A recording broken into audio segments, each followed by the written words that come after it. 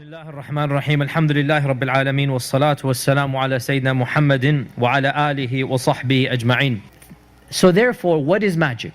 Magic is the magician. Magic is the magician getting the jinn to do his tricks. What are the tricks? What would the jinn have what would the magician have the jinn do? So whatever the magician is paid to do. Whatever the magician is paid. Somebody will come to the magician and say, I want this man's business to go bad. I want their marriage to fail. I want them to have no children. This is the common reasons, right? And so the magician will get the jinn, I'll get to how he'll get it. The magician will get the jinn to go and do things. What will the jinn do? Whatever the jinn does is something we now understand is physical and natural for the jinn. For the jinn, not for us, for the jinn. So what's going to happen? Well, the people are not going to come to his business. Why wouldn't people come to his business? If somebody walks by the business, they will hear some waswas or saying, don't go there, whatever. So these are waswas the jinn is putting in, right? Or some physical calamities can happen that are inexplicable. That a man is just walking and all of a sudden, the owner of the business, the one that sihr was done, he just slips, a really bad slip. You ask him, how could you slip in the middle of the day? There was no ice. I don't know, I just put my foot. In other words, the jinn's physically pushing him, right? And multiple slips. It's like, I don't know what's happening, because he doesn't understand what's happening. Multiple times now we're not talking about, here's the point, I'm going to come to it, jumping the gun. If you can understand why things are happening. Classical cartoon story. If there's a banana right there and you slip on the banana, there's no magician, there's no sihr. Okay? I'm being stereotypical here, but you get the point here. If you see a physical cause and you trip on or something, then no. If you have a bad product and nobody's buying it, this is not sihr. Okay? This is not sihr. Okay? Rather, if it's inexplicable, and I'm going to come to how do we know if it's sihr or not, that multiple times things are happening. And again, the standard example is not having children, that miscarriages all the time miscarriages, one after the other. And the doctors are scratching their heads. I don't understand. You're normal, the two of you are normal, we did the test, everything is normal, one after the other. And of course it could be physical, because the jinn could quite literally, I don't know, how, I'm not a biologist, but I'm sure doctors can say, if you can squeeze, I don't know, so the fetus or whatever, some type of physical thing the jinn can do, right? Now, if the doctors say, oh, we see the problem there. If the doctor can see it and analyze it, it cannot be sihr. If it's a problem in the genes, in the DNA, if it's a problem of hormones, if it's a problem of the male or the female, and the doctor has a diagnosable problem, this is not sihr. Because by its nature and definition, sihr is, what does sihr mean? Hidden, you don't understand it, right? Anytime the cause is clear and physical, it's not sihr. So if the doctor says, I'm sorry, but you have a hormonal issue, you have too much of this, too much of that, or too little of this, this is clearly not sihr. But if the doctors are scratching their head, or pains or bruises or whatnot, and the doctor's like, I don't know, we don't know what's going on. This is a disease that is beyond anything. And every doctor, specialist you go to, they just don't understand what is happening here. So this is what we would call a type of sihr. But from the jinn's perspective, the jinn is not doing anything. The jinn is basically not saying kun fayakun. Only Allah has that power. The jinn does not have what we would call genuine supernatural power or divine power. Is that clear? That's what I want to get across to you. Whatever the jinn is doing, the jinn has the power to do physically. Because the jinn can enter the body, and the jinn has access to the blood. As we know, the Prophet said the jinn runs in the blood, right? And the jinn has other powers we might not know about. But it's physical for the jinn and not supernatural. So, all sihr is basically jinns doing their tricks. Clear? Now, the next question. We understand then what sihr is, and that's the jinn doing its tricks. The question therefore is, why would the jinn do it? Why would he do it? We understand what's going on. But the question is, why would he do it? And this is where I'm going to destroy one of the most incorrect myths about black magic that is absolutely dead wrong. And we need to get this out of our minds completely. The myth is that the magician controls the jinn. This is a myth. This is a lie. This is completely wrong. The myth is that the magician is powerful and the magician has somehow trapped the jinn, has somehow made the jinn his servant. And so the magician portrays himself. And of course, why is this myth popular? Because that's what the magicians say. That's what the magicians want to point out, that we are the ones in control. In reality, nothing could be further from the truth. Rather, listen to this, the magician is a servant of the jinn. And the magician is a worshipper and humbling himself in front of the jinn. The jinn is Lord and Master of the magician. The other way around. Now, of course, the magician doesn't want to tell you that. And that's why he portrays himself as the master. But the fact of the matter is the opposite is true. And therefore, whatever the jinn does, it does because it wants to do it. Not because the master has, the magician has forced him. Here's a key point we believe. No one could control the jinn other than Sulaiman. To claim that a Sahir controls the jinn, you are saying the Sahir has the same power that Sulaiman did. And that's what Allah is saying. وَمَا كَفَرَ سُلَيْمَانَ. Sulaiman's control of the jinn was not through magic. Allah gave him that power. And the shayateen said, Sulaiman controls us through magic as well, to smear him. And Allah says, وَمَا كَفَرَ سُلَيْمَانَ. Sulaiman did not control the jinn through magic. So anybody who says that the magician controls the jinn is accusing or saying that the magician has the same power as Sulaiman, and that's dead wrong. So why then would the jinn do something for the magician? Here is where we get to the key point of magic, that sihr is a bartering, a transaction between the magician and the jinn. Sihr is a business transaction, literally. It's like you go to a shop, you give money and you purchase something, right? It's a business deal. And the magician gives something to the jinn and the jinn gives something back to the magician. And the both of them need each other, but the more powerful of the two is the jinn and not the magician. Just like we need each other in business transactions, right? I need to go to your restaurant, your car shop, your this. You need my money, I need your services. This is the reality. We need each other. And in most of our transactions, there's an equal amount of element. We all need each other. That's how society functions. But in sihr, there is not an equal. In sihr, the more powerful is the jinn. And the less powerful by far is the magician. So, the magician gives something to the jinn. Now obviously, what does the jinn want? The jinn does not want your American Express number. I'll take it, but not the magician. You can give it to me, no problem. As long as its expiration date is there too, no problem, I'll take it, right? But the jinn doesn't need your American Express, doesn't need your cash, doesn't need your credit. What does the jinn need? Doesn't even need your food. What does it need? The jinn, what was the fundamental problem of Iblis when Adam was created? He felt he was overlooked. I am better than you. أَنَا خَيْرٌ مِّنْهُ. So the jinn feel inferior. We can quite literally say sihr comes from an inferiority complex of the jinn. Quite literally we can say this. The jinn feel inferior because they know we are better. Now hold on a sec. How could we be better when all of these things have been given to the jinn and not to us? Because Allah gave us the most powerful thing He didn't give to the jinn, and that is aql, knowledge and intelligence. We are more knowledgeable and more intelligent than the jinn. And knowledge is power. And that's why, even in our society, what do we value more? The intellect or the strong man? Who gets paid the most? The CEO or the wrestler? Well, these days, okay. Even if you want to say the wrestler for a while, how long is he going to get paid?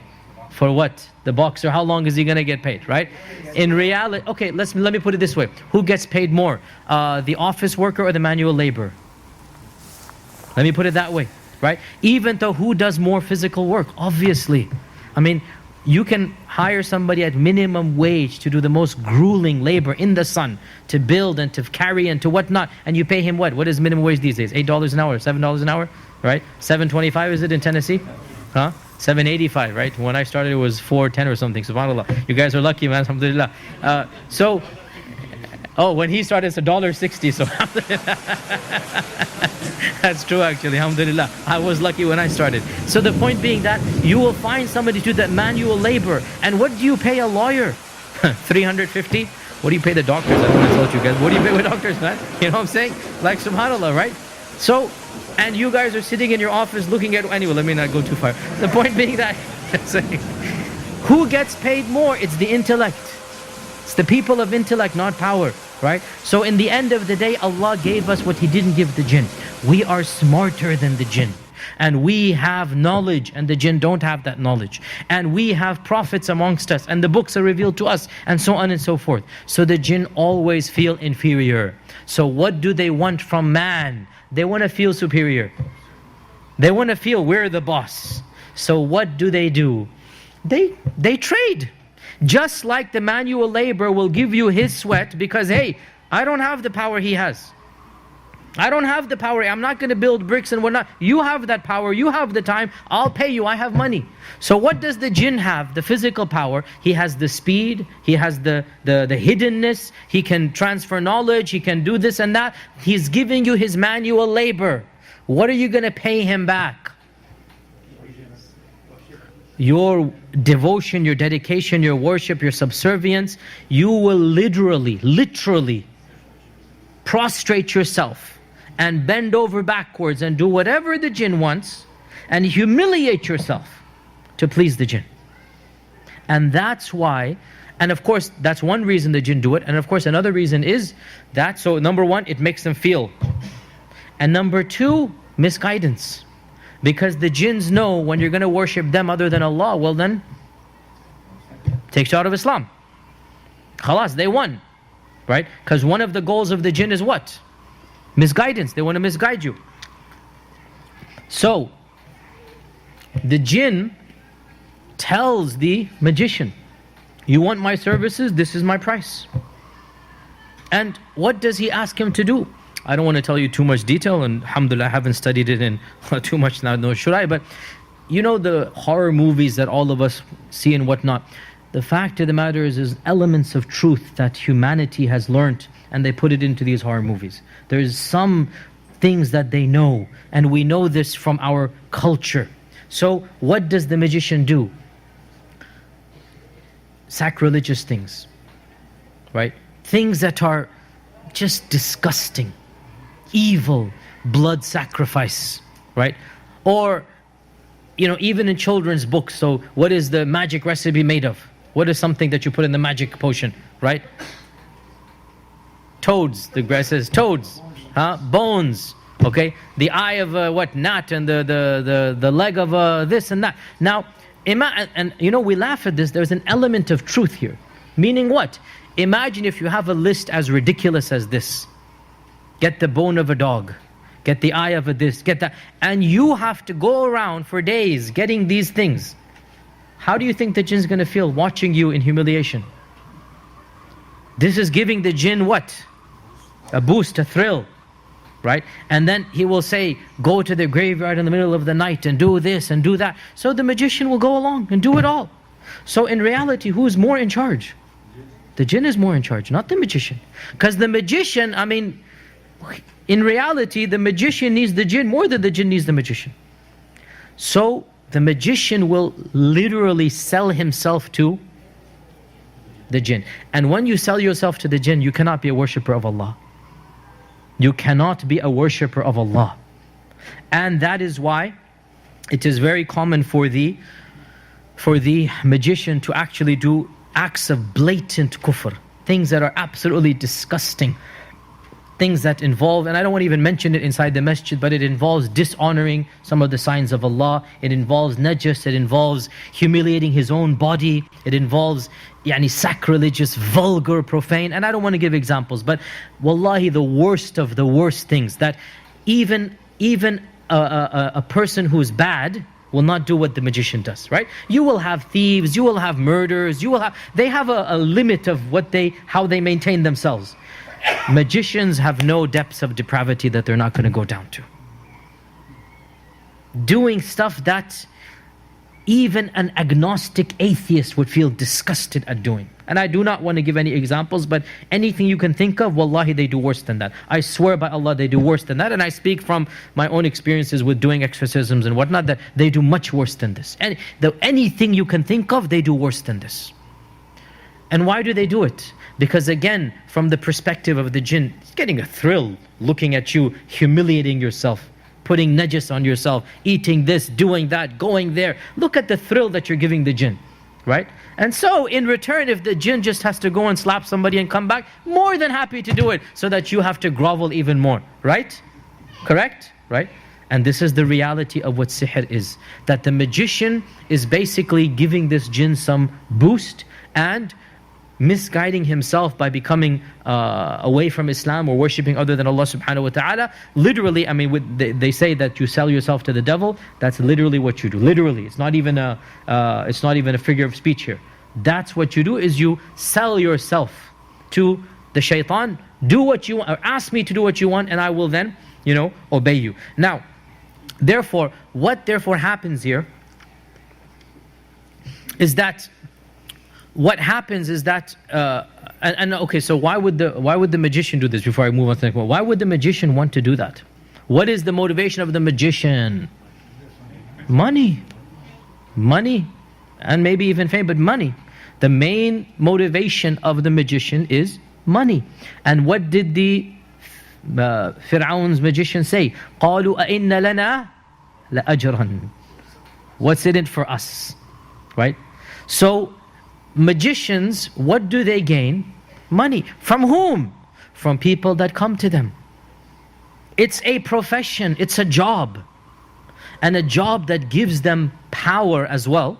That's another thing. It makes them feel powerful above other men, but not above the jinn, because they are the servant of the jinn, right? They have to humiliate themselves in front of the jinn, but in front of the other people, it makes them feel, it's like, imagine how a massive bodybuilder would feel, though nobody can beat me up, right? Walking around like that. That type of boost, I got the jinn that's going to help me. This is arrogance, correct?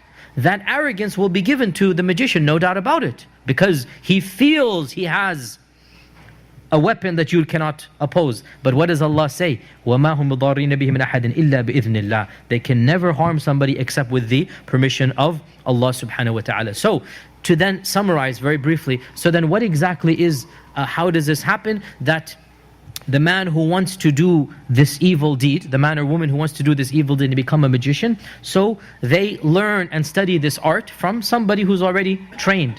And this person will tell him, you need to do this and this and this. And again, this is filtered down through our horror movies as well. There's an element of truth. Sit at 3 a.m.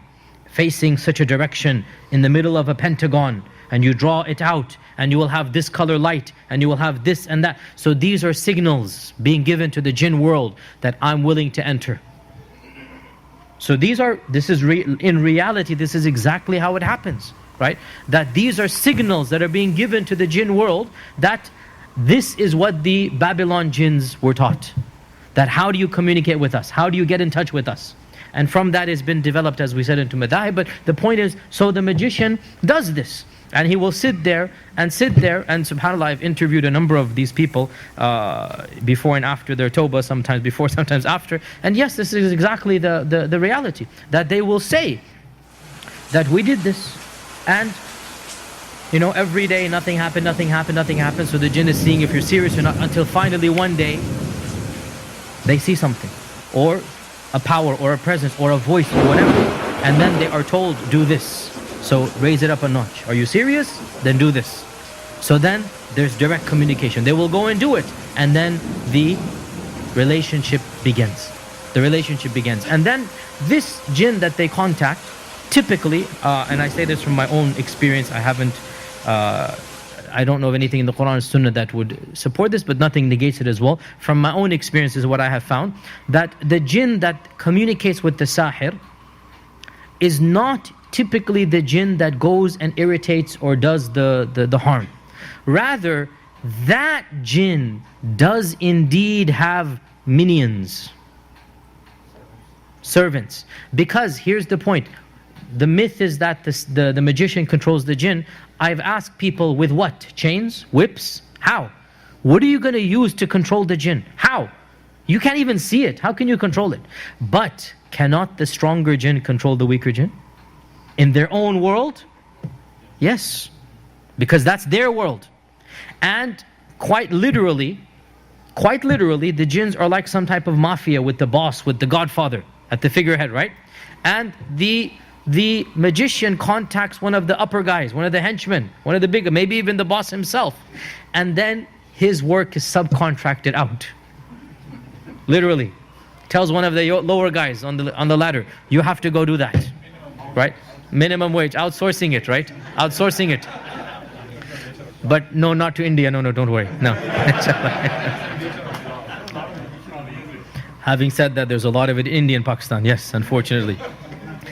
It's reality, isn't it? Huh? It's the point being that, and this is my own experience, and Allah knows best, that I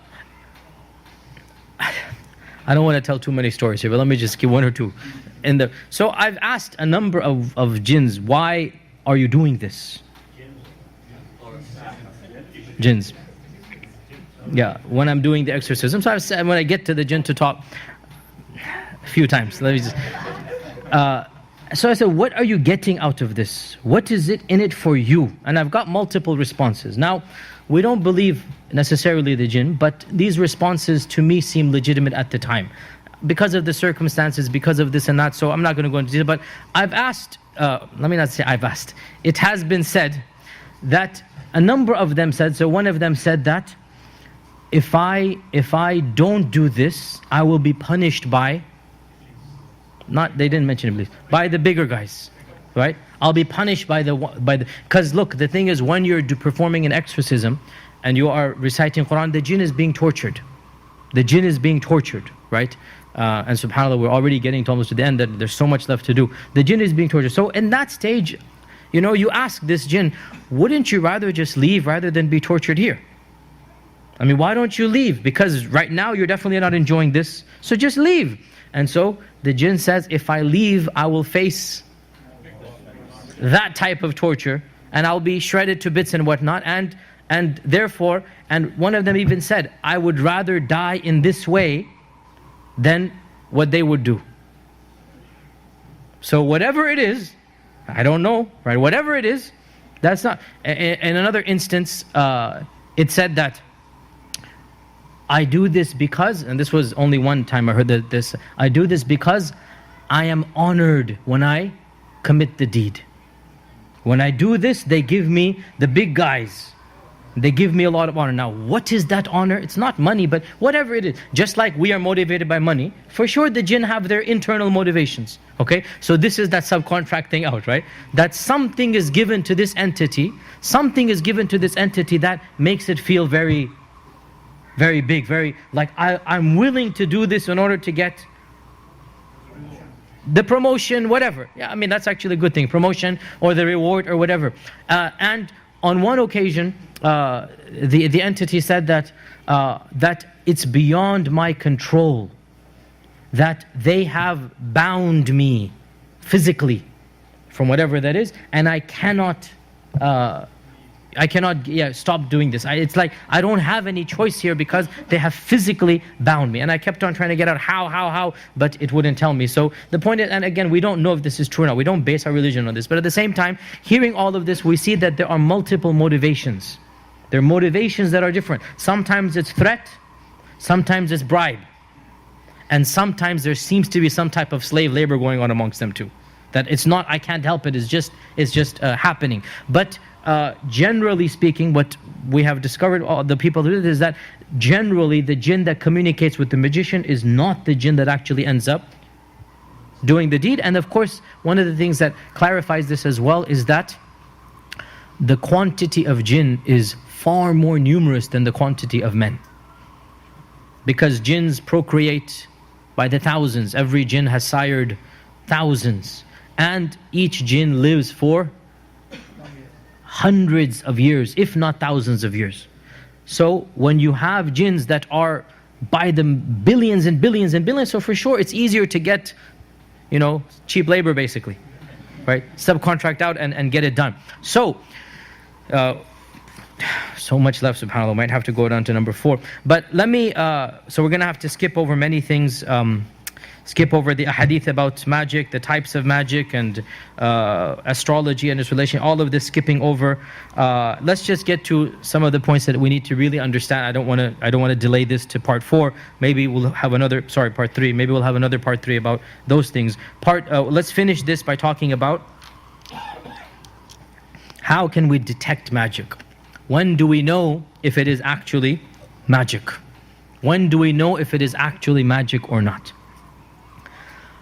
And this is one of the biggest problems that our Muslim community has, that many people, especially our sisters, blame everything on magic. Slightest problem, jadoo, sihr, ayn, nazar.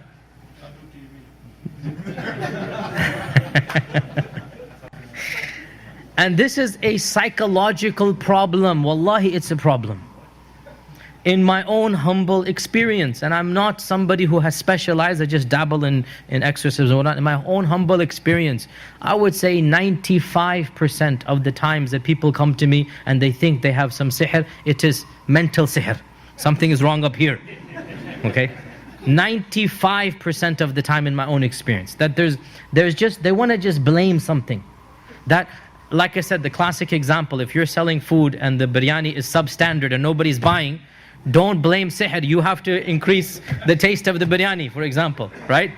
Here's the point. If you're having problems in your business, in your marriage, and this and that, before you jump to sihr, before you think something is wrong with, supernaturally, realize that, look, there are problems all the time. Do you really think every business is going to be successful?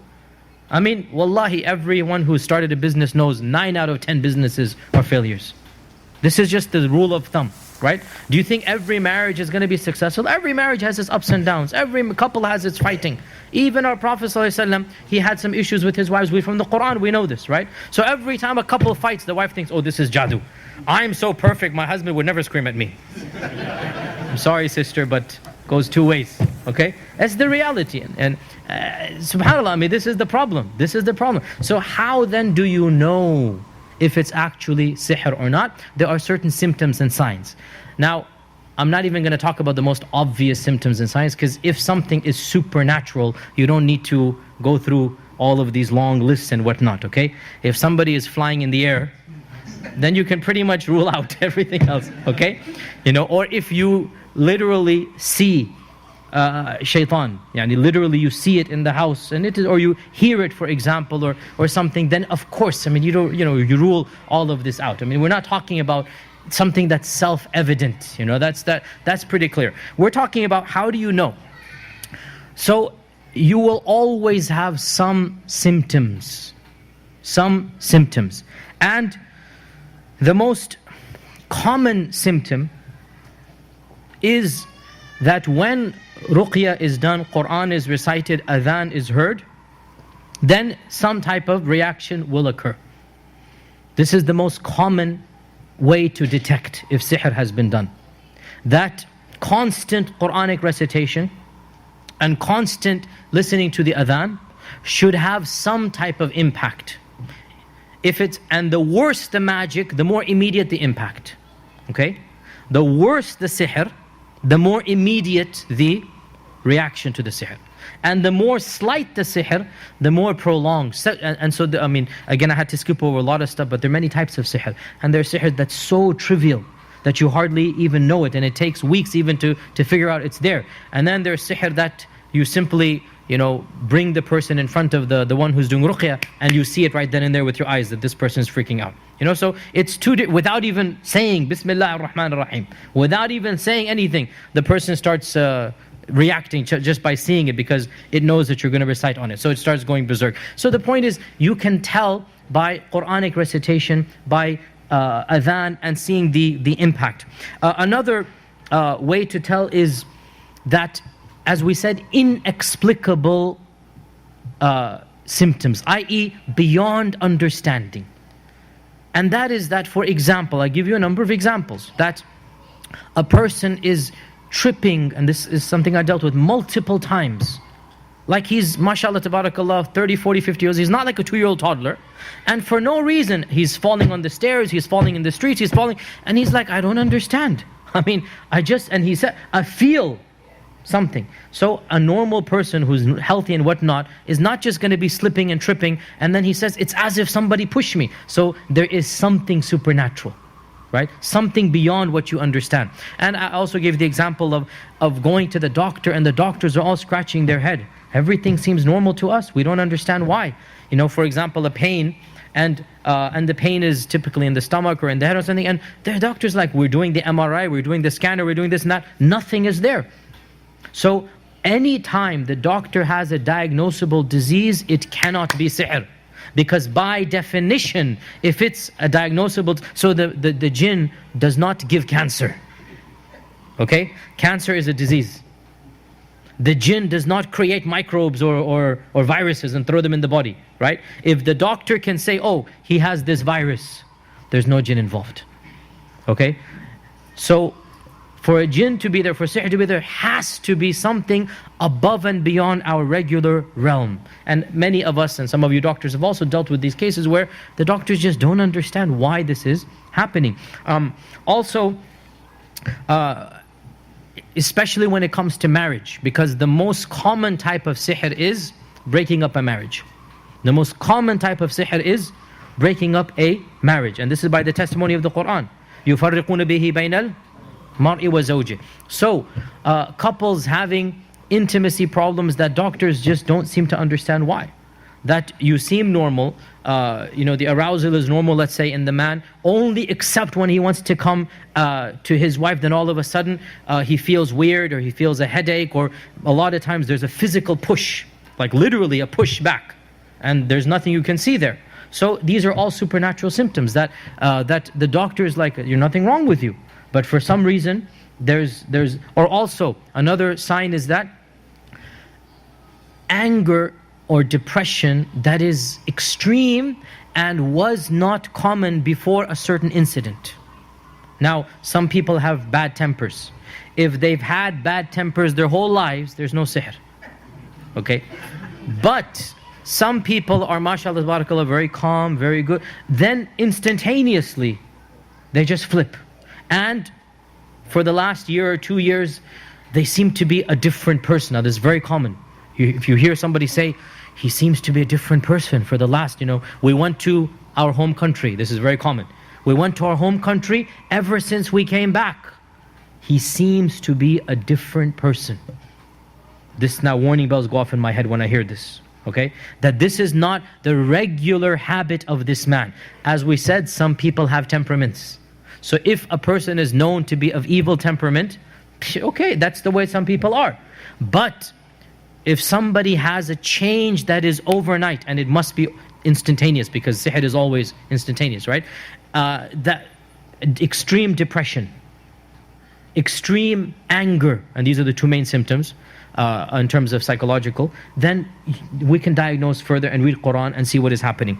Another sign of sihr is unnatural aversion to a specific person or place that would not typically have been there. Okay? And again, if sihr is done between two people, so let's say a marriage was mediocre, right? Most marriages are okay, good, alhamdulillah. Instantaneously, the wife notices that my husband is never, ever nice to me, around me, wants to be away from me, whereas he wasn't like this for 10 years of the marriage. And always in a bad mood, always angry, always cursing, and yet he seems to be normal. not in my vicinity. Now, if this is an instantaneous change, because let's be honest here, sometimes a husband does not like his wife, and then things go sour, they go down south, okay? But we are talking about an instantaneous change. That's the key point here. That everything seemed to be normal, then somebody visited, or we went somewhere, or that, and now the two of them are not getting along.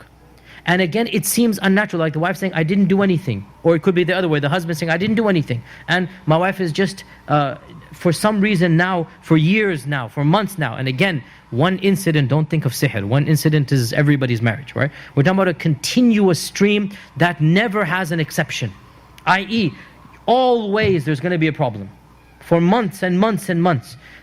Then one can think about, and also, by the way, there's always going to be other symptoms, always. Of those symptoms also as well is change in sleeping habits or eating habits.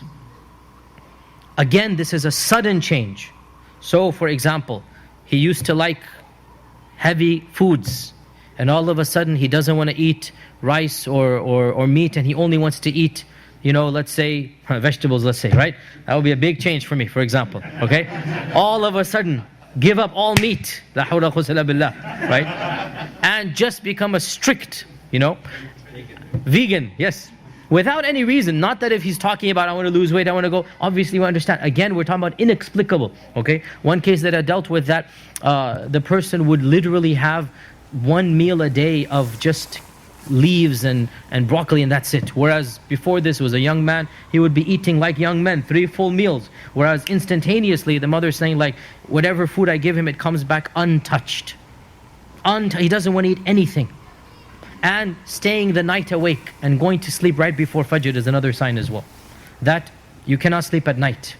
Tossing and turning at night, and then right before Fajr, dead out for the most of the day. Because the shayateen go to sleep before Fajr. The shayateen go to sleep before Fajr, and they are active and awake at night. So a person who's always, he used to have a regular sleeping habit, then all of a sudden, and again, it must be instantaneous. If there's a change in habit, obviously that's natural, but an instantaneous change in habit.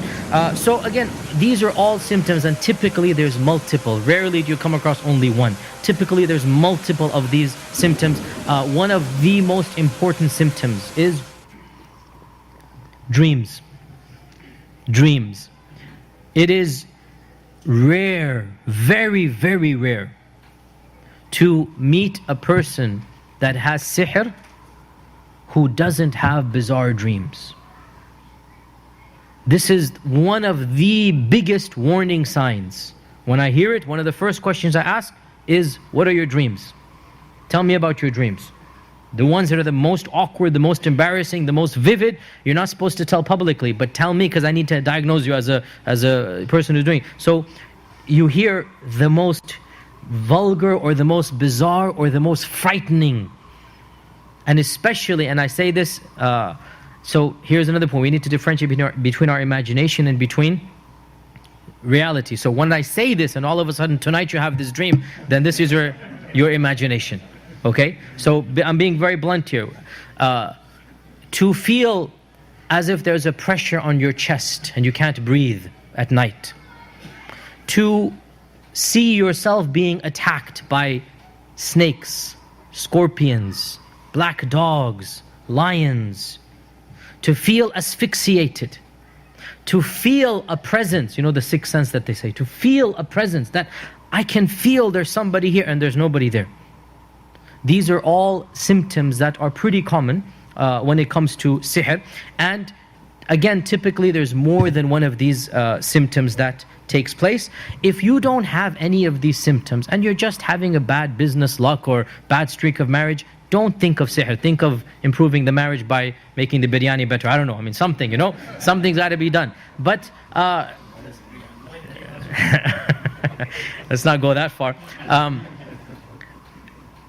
The problem comes that many of us want an easy solution. Oh, somebody else did it. No, all of us have our issues, our ups and downs, our businesses, our children, all of us. Unless you see some clear symptoms that are just on this list and you just don't understand, right? Then do not jump to the issue of sihr. If you feel there is sihr involved, then start reading Qur'an and see the effects. Start reading Qur'an, because you don't need to go to anybody, you can do it yourself. Start reading Qur'an extra, and giving the adhan in your house and praying and whatnot, and see if there's an effect. If there's no effect at all, and nothing changes, then this is nothing to do with sihr. It's just, again, the natural ups and downs of life. So, we have 10 minutes left and there's so much to do. How do we combat magic? Once we know, so suppose a diagnosis has been done, right? Now again, as I said, some diagnosis is pretty self-evident, is obvious. If okay, subhanAllah, so much, man, I don't even know what I'm skipping over. I can't, because we have to go somewhere too, is the problem. We have an engagement, or else I would delay Isha. We're skipping over so much, but I need to talk about one thing before I talk about combating magic, and that is possession. Possession. The issue of possession. Now, is every case of magic involving possession? No. Of course, possession is real, and there are evidences in the Qur'an and in the Sunnah to talk about possession. This is something that cannot be denied, that the jinn sometimes do overtake the body. And the person sometimes loses consciousness himself, and the person becomes the jinn.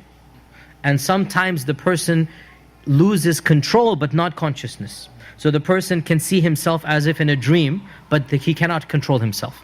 Right? And sometimes the person never loses control or consciousness, but knows that the jinn is inside of him. So there are levels of possession. There are many levels of possession. Does every sihr involve possession? No. No. Possession only occurs in the worst type of sihr. Much sihr occurs without any possession. Let's call it jinn irritation.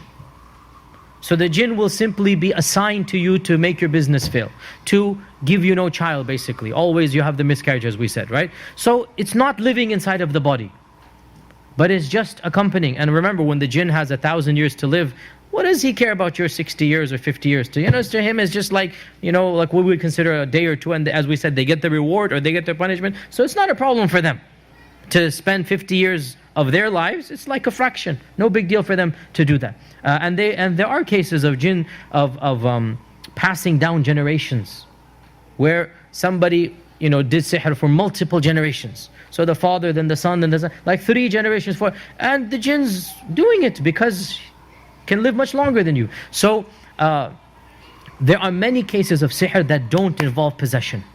The jinn will rather just be around in your vicinity, maybe even come back and forth into your life every few weeks to monitor the situation, right? And this is the most difficult type of sihr to battle, and the least effective in your life, meaning harming your life, because the less the jinn is in your life, the less you'll feel the sihr, right? You see what I'm saying here, right? That the sihr of the jinn just coming in once in a while and monitoring, let's say your business, or giving you a pain, let's say a headache or whatever, or lack of child. So the jinn doesn't have to be living inside of you. Every few weeks it checks and does some problem, then goes away. That is difficult to combat, because he's not there sometimes. So it is even possible you will read Qur'an for an hour, nothing will happen because the jinn's not there. That's why I said you need to make a habit of reading Qur'an. You need to make a habit so that once the jinn is there, it will react, because it has to react at the Qur'an. It has to react at the Qur'an. And the worst type of sihr is when the jinn is inside of you living. And as we said, it doesn't have to be possession. It could just be inhabiting a part of your body. Whether it's the stomach, whether it's the brain, whether it's the back. And wherever it inhabits, there will be extra pain or tingling, spiny sensation, or pins and needles at that space. Or heat, hot and cold, for no reason. And again, you go to the doctors, like, everything seems fine here. You have rashes in one place, I don't know, everything seems fine here. You have stomach aches and you don't understand why. The doctor's saying everything's fine. So wherever the jinn is living will have some impact on you physically, because obviously it's unnatural for the jinn to be living there, and it is inhabiting that area. So that type of jinn inhabitation is easier to detect, but it's not easy to kick the jinn out. And therefore we get to the final point here. So we talked about possession and sihr, and we said possession only occurs at the worst type of sihr. where the jinn enters the body. And we also said that there's different types of possession. There's the type where the jinn just goes inside of you in and out, and that's actually, you don't even need to have sihr to do that, because our Prophet ﷺ said what? That your qareen goes in and out of you. Your qareen zigzags inside of your bloodstream. There's no sihr involved. It's just he's going to whisper to you and then leave the body. Okay? So this is common. And it is possible for the sihr to come and just do that and move on. And then the worst type, as we said, is complete possession. Complete possession, where in fact the person takes over the body. Sorry, the jinn takes over the body and does things. Now, subhanAllah, it's really interesting here. Again, time is so much limited, but if you look at some of the worst cases of crime and murder that take place, the people that do it a lot of times will say, what will they say? I don't know what came over me. Many times I don't even remember, right? Many times they'll say, and every once in a while still you read in the news. I mean, even last year I remember of a case where there was no murder committed, but a lady just disappeared for months, and the police were just wondering where, and this was in the Boston Globe, I think it was. She was a student at MIT or one of these places, so the whole search out and everything, and then all of a sudden she is quite literally found by the Coast Guard in the middle of a rock somewhere in the ocean. And to this day people are scratching their heads, where did she go? How did she end up? And she has no clue. No, she's literally, it blanked out. One day I'm in the library, next day the Coast Guard's picking me up over there. Right? Now these types of stories are pretty common, and one point I have to mention, that the issue of possession deals a lot with psychiatry. And Muslim psychologists and psychiatrists should be aware that some mental problems are hormonal and whatnot, and some of them are jinn related. And they need to do their own research. And I've been asking many psychiatrists about this, and a number of them have told me of instances in their own case study where for them it's clear that there is a jinn involved and they just can't do anything. So psychiatry is a real science. Sometimes there's a mental imbalance. Sometimes some people are crazy, some people are crazy, but sometimes it's jinn related. And how do we know the difference? Primarily through the Qur'an and the adhan. See what happens and the impact that happens. If there's an impact, then something is there. And also to get this Dr. Jekyll, Mr. Hyde type of mentality, that 1 minute you're the regular Ahmed that we all knew, and then the next minute you become a stranger we never heard of before. And you have superhuman strength, or mood swings that are inexplicable, and there's a dual personality. And the bloodshot eyes and this is actually real. The type of horror movies is actually real. You get more powerful, you get angrier. It's literally as if you're talking to somebody you've never known, even though that person's your child or your cousin or your spouse, and you're talking to somebody, the voice changes, it becomes gruffer and deeper. All of these horror movies, as I said, there's an element of truth. There's an element of truth in this, and it's not coming totally out of the blue. And you're dealing with this person, and this person is not the person you knew. That's a state that the jinn has taken over. We conclude in 5 minutes, inshallah ta'ala. I'm going to have to not have any questions, I'm sorry, but this is more important. That how do we combat magic? The final point. Once we know somebody has sihr done on him, and we've verified this, how do we combat it? Remember that you are reaching out to another world, and that is the world of the jinn. And you do not have the physical strength to combat the jinn. You only have one power, and that is La hawla wa la quwwata illa billah. Allah has the power over the jinn. So the only way to combat sihr is to reach out to Allah subhanahu wa ta'ala, because that's a different world. And Allah can nullify the sihr like He did to our Prophet sallallahu alaihi wasallam. And the power of the Qur'an is the most effective in eliminating the jinn. The jinns literally burn when they hear the Qur'an. Literally, they burn. And so, the number one way to combat sihr is through the Qur'an. And especially the surahs that the Prophet ﷺ told us are extra special. Fatiha, Ayatul Kursi. the last verses of Surah Al-Baqarah, the entire Surah Al-Baqarah, our Prophet linked it to combating sihr.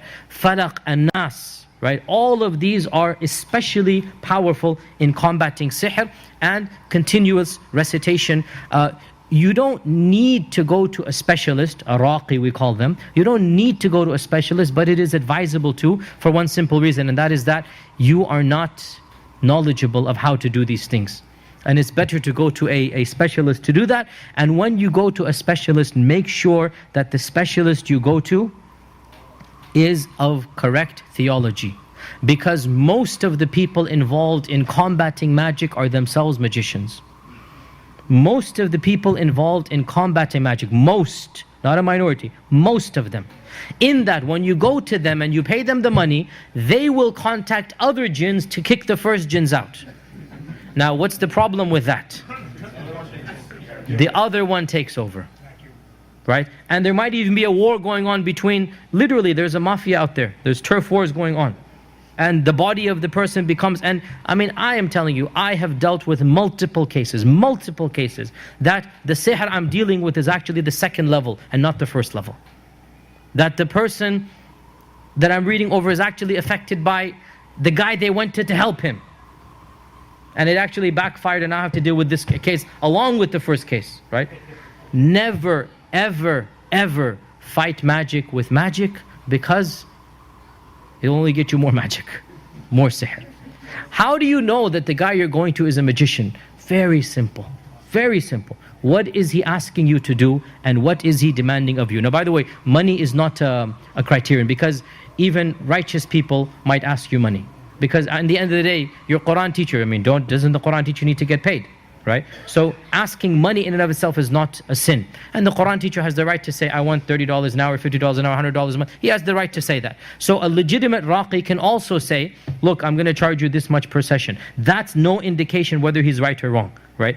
What is an indication? What is he doing and what is he asking you to do? That's the indication. What is he doing? If he is doing something that is mumbo jumbo, bizarre, weird, superstitious, you know, telling you to sacrifice a chicken and take the blood, okay? And this is very common, right? Telling you to take anything that sounds, this is pagan. This is go bury something in the middle of the night, right? If the magician asks you for an item of clothing, or, sorry, not the magician, the one who's combating the magician. If he asks you for an item of clothing or hair or whatnot, and this is another sign, if he asks you for your mother's name or the mother's name of the one that you're treating, know that the person you're talking to is a magician. Doesn't matter how long the beard and how big the belly. Doesn't matter. Because the only person who asks, look, you come to me and I'm treating sihr, it doesn't matter to me what your father and mother's name is. How is that relevant to me? There's a case, right? Just like the doctor when you go to, your mother's name is not going to help the doctor cure you. Correct? It's nothing to do with it, right? So why do the jinns ask? Why do the jinns ask? Because in the world of the jinn, they need to know your mother's name. Because Allah says, call them by their fathers. And the shayateen want to disobey Allah, so they will call them by their mothers. Allah says, ud'uhum li'aba'ihim. This is in the Qur'an. And the shayateen want to do everything opposite. We eat by the right, they'll eat with the left. We do this, they'll do that. So anyone who asks you, what is the name of the mother of the person? Anyone who asks you for clothing, for hair, anyone who, without examining the patient or asking about the patient, tells you the status of the patient. And this is very common as well. You go to the Maulvi Sahab, the Pir Sahab back home, and you pay him the money and say, my cousin, tell me, is he afflicted or not? And he does his mumbo jumbo, closes his eyes and he goes, oh, yes, I will tell you there's sihr done on him. How did this man know, sitting in Timbuktu? How does he know of your cousin here in Memphis? Now, unless he says, tell me about his symptoms, that's a different story. You can come to me, and even then, and those of you that have come, they know, and by the way, I don't do this too often, I've tried my best to, but you can come to me and I'll say, bring the patient to me. I will never pronounce a judgment just secondhand. Even you doctors, do you pronounce a judgment secondhand? What do you say? Bring me the patient, let me see the result, let me do the tests on him. Correct? right? Anybody who, without examining the patient, simply by knowing his mother's name, simply by getting some clothing item, says he's doing an analysis on this person, know that this person is also contacting the jinn. 110%, without any doubt about it. And I said it doesn't matter, I'm making fun of the beard and whatnot, I mean, in the sense that because there's an aura of religiosity. He might even be the sheikh of a masjid. He might even have it doesn't matter. Because there has to be a perception of righteousness to get his business customers, right? Anybody who's asking you for clothing item or for the name of the mother or asking you to do something paganistic, that person is a magician. It doesn't matter what facade he has painted. It's impossible that a person who is a mu'min will ask you about the name of the mother unless they're calling out the jinn themselves. Okay? So, how do you know it's legitimate? If he asks you to read more Qur'an, to pray often, to do dhikr, to give the adhan, to come closer to Allah subhanahu wa ta'ala, to pray tahajjud, to follow the sunnah. In other words, standard stuff. If the only thing he's doing is reading Qur'an and the adhkar, then you know this person is legit. And that's the main criterion of separating the righteous from those who are not righteous. And again, so much more can be said, but quickly, some of the things are okay to do, inshaAllah ta'ala, not a problem. So to write the Qur'an, and it has to be Qur'an, and put it in water to drink, not a problem, inshaAllah ta'ala. To blow the Qur'an onto something and give it to you, again, if it's the Qur'an, not a problem as well.